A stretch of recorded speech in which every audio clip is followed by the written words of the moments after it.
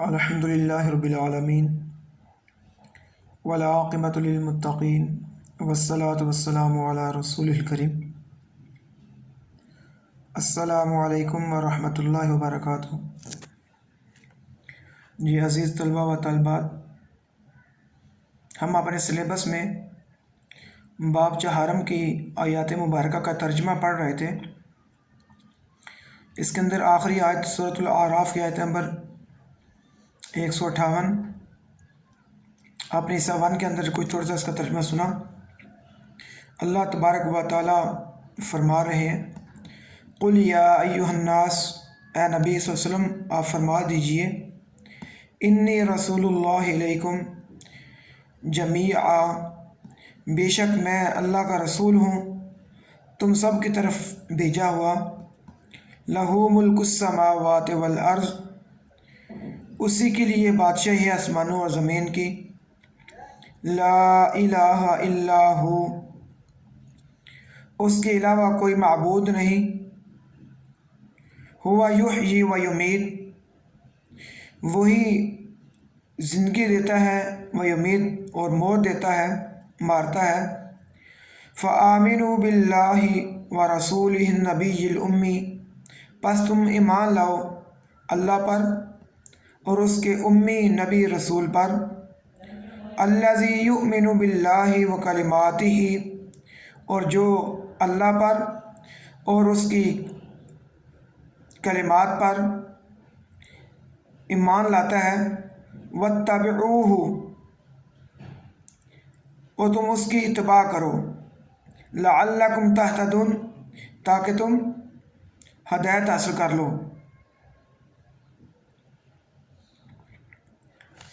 جی یہ تھا ان آیات مبارکہ کا ترجمہ۔ اب آپ دیکھ رہے ہیں کہ ہمارے سلیبس کے آخر پر میں پہلے بتا چکا ہوں کہ چند بکس لکھی ہوئی ہیں، مجوزہ کتب، ان کے اندر ایک کتاب دینیات، جو امید ہے مجھے کہ آپ نے پڑھ لی ہوگی۔ اگر نہیں پڑھی تو یہ کتاب سید ابو اعلیٰ مودودی رحمۃ اللہ علیہ کی دینیات، یہ پلے اسٹور سے ڈاؤن لوڈ بھی ہو جاتی ہے اور بازار سے مل بھی جاتی ہے۔ تو اس کے اندر یہ چیپٹر جو نبوت والا چیپٹر ہے، جو ہمارے سلیبس کے اندر موجود ہے، اس کو بھی آپ تفصیل سے پڑھ لیں۔ اس کی جو سلائیڈنگ ہے، اس کی سلائیڈز، وہ میں انشاءاللہ آپ کو سینڈ کر دیتا ہوں۔ تو اس میں جو ہیڈنگ آپ دیکھ رہے ہیں سلیبس کے اندر، پیغمبر کا انتخاب، پیغمبر پر ایمان لانے کی ضرورت و اہمیت، حضرت محمد صلی اللہ علیہ وسلم کی نبوت اور نبوت محمدی صلی اللہ علیہ وسلم کا ثبوت اور ختم نبوت کے دلائل۔ اب اللہ تبارک و تعالیٰ نے پوری کائنات کو پیدا کیا، اور پھر اس میں سے جو اس کی اشرف المخلوقات انسان ہے، جو قوم ہے، اس کی رہنمائی کے لیے، ان کی ہدایت کے لیے اللہ تبارک و تعالیٰ انہیں میں سے اپنے پیغمبروں کا انتخاب کرتے ہیں۔ پیغمبر کا لغوی میننگ جو ہوتا ہے پیغامبر، پیغام کو آگے پہنچانے والا۔ تو جو پیغمبر اللہ تبارک و تعالیٰ کے پیغام کو لوگوں تک، اپنی امت تک پہنچاتے ہیں، تو اللہ تبارک و تعالیٰ لوگوں کی ہدایت و رہنمائی کے لیے ان کو پیغام پہنچانے کے لیے چن لیتے ہیں۔ اور ہم دیکھتے ہیں کہ کم و بیش 1.25 لاکھ کے قریب اللہ تبارک و تعالیٰ نے حضرت آدم علیہ السلام سے لے کر رسول اللہ صلی اللہ علیہ وسلم تک پیغمبروں کو مبعوث کیا لوگوں کی ہدایت اور رہنمائی کے لیے۔ اب ان پر ایمان لانے کی جو ضرورت اور اطاعت ہے، اب جو اللہ تبارک و تعالیٰ کا کسی قوم کے سے کوئی منشا ہوتا ہے، تو اس منشا کو حاصل کرنے کے لیے اللہ تبارک و تعالیٰ وہ اپنی شریعت کو اپنے پیغمبر کے ذریعے لوگوں تک پہنچاتے ہیں، پہنچاتے ہیں تاکہ لوگ اس پیغمبر کی اطاعت کریں اور سیدھے رستے تک پہنچ جائیں، لوگوں کو میری پہچان ہو سکے کہ خالق اور مالک اور رازق، زندہ کرنے والا اور موت دینے والا، پیدا کرنے والا اور موت دینے والی ذات وہ صرف اور صرف اللہ تبارک و تعالیٰ ہی ہیں۔ اگر کل کو اللہ تبارک و تعالیٰ نے ہم سے اس دنیا کی زندگی کا حساب لینا ہے تو لوگ یہ بھی کہہ سکتے ہیں کہ یا اللہ ہمارے پاس تو تیری طرف سے کوئی ڈرانے والا نہیں آیا کہ جو آ کر ہمیں تیری طرف دعوت دیتا کہ ہم نے صرف آپ کی بندگی کرنی ہے۔ تو اس لیے اللہ تبارک و تعالیٰ نے پیغمبروں کا انتخاب کیا اور پیغمبروں کو اپنا پیغام پہنچایا وحی کے ذریعے تاکہ وہ لوگوں کی رہنمائی کے لیے رہنمائی کریں اور ان کو سیدھے راستے کی طرف دعوت دیں اور لوگوں کو جہنم کی آگ سے بچائیں۔ تو اس لیے اللہ تبارک و تعالیٰ پیغمبروں کا انتخاب کرتے ہیں، ان پر سب کی ذمہ داری بنتی ہے کہ ہم اطاعت کریں، اور پھر سب سے آخر پر اللہ کے تبارک و تعالیٰ نے حضرت محمد صلی اللہ علیہ وسلم کو نبوت عطا کی، اس لیے کہ آپ صلی اللہ علیہ وسلم سے پہلے جو بھی انبیاء آئے وہ یا تو کسی خاص علاقے کی طرف، ایک قوم کی طرف، اور دوسرا پیغمبر دوسری قوم کی طرف، یا ایک خاص وقت کے لیے آتے رہے۔ اب اس کتاب کے اندر تفصیل سے اس کو پڑھیں گے، لیکن اللہ تبارک و تعالیٰ نے حضور اکرم حضرت محمد صلی اللہ علیہ وسلم کو لوگوں کی ہدایت اور رہنمائی کے لیے، پوری کائنات کے لیے اپنا آخری نبی مبعوث کیا، اور ختم نبوت کے جو دلائل ہیں، اب ایک نبی کے بعد دوسرے نبی کی ضرورت کس وقت پیش آتی ہے،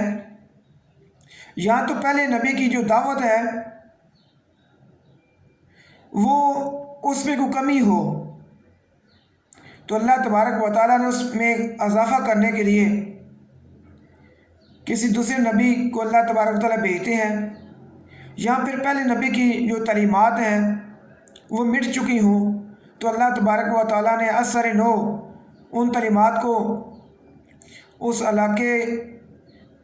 یا لوگوں کی رہنمائی کے لیے دوسرے نبی کو بھیجنا ہو، یا پھر ایک نبی ایک خاص قوم ایک وقت قبیلے یا ایک وقت کے لیے آیا ہو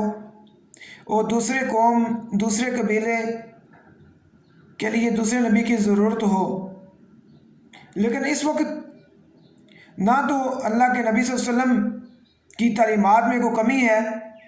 نہ ہی اللہ کے نبی صلی اللہ علیہ وسلم نے جو ہم تک تعلیم دی اس میں وہ مٹ چکی ہے، اور نہ ہی اللہ کے نبی صلی اللہ علیہ وسلم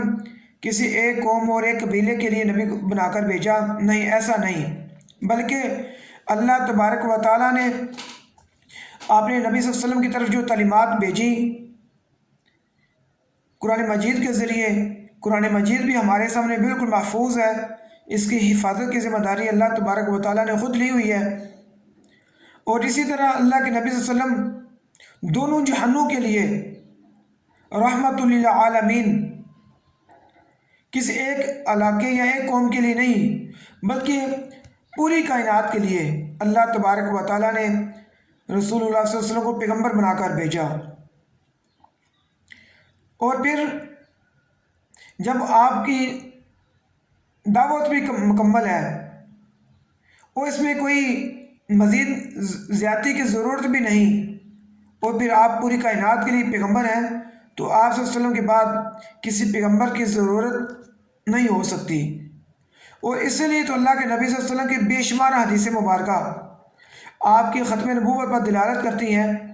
جس طرح ہم نے سورہ احزاب کی آیت نمبر 40 کو پڑھا کہ اللہ تبارک و تعالیٰ فرما رہے ہیں کہ ما کان محمد ابا احد من رجالکم، کہ محمد صلی اللہ علیہ وسلم تمہارے مردوں میں سے کسی کے باپ نہیں، لیکن وہ اللہ کے رسول ہیں اور آخری نبی ہیں۔ قرآن مجید فرقان حمید میں تقریباً 100 سے زائد آیات ہیں جو اللہ تبارک و تعالیٰ کی ختم نبوت پر دلیل کے طور پر ثابت ہیں،